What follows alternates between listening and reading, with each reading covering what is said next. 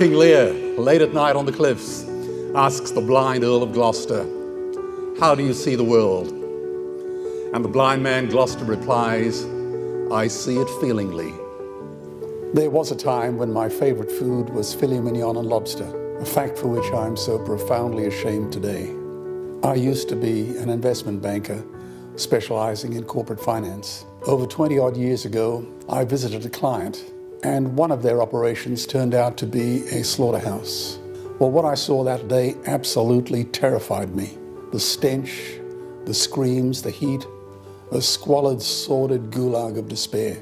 And I think I discovered what Hannah Arendt meant, and she coined the term the banality of evil. I became a vegetarian on the spot.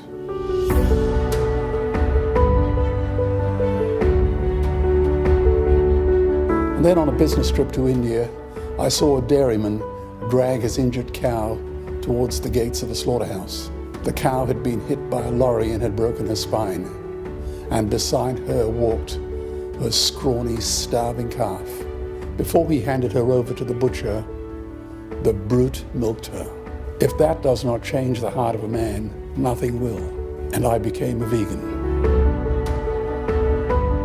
I decided to take all the money I'd ever made and give it away with warm hands and die broke. And so far, I confess, we're right on budget.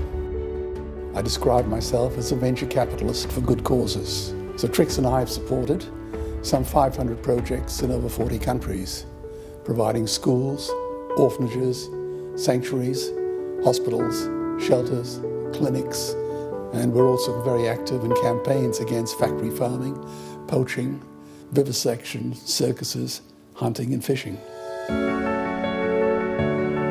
Now, we met Chris DeRose on the internet some 12 years ago when we were researching the abuse of animals in laboratories. And in passing, let me say that vivisection is to science as pornography is to art.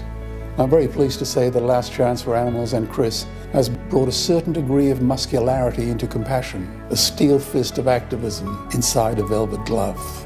And while so much activism nowadays is in cyberspace, Chris DeRose is in your face. Animal rights is now the greatest social justice issue since the abolition of slavery.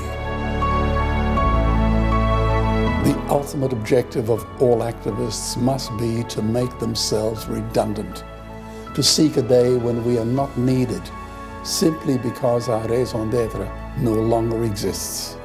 You see, this is not just about animal rights, it's also about human wrongs. I believe in animal rights, not merely welfare. The suffragettes did not fight for women's welfare, they demanded women's rights.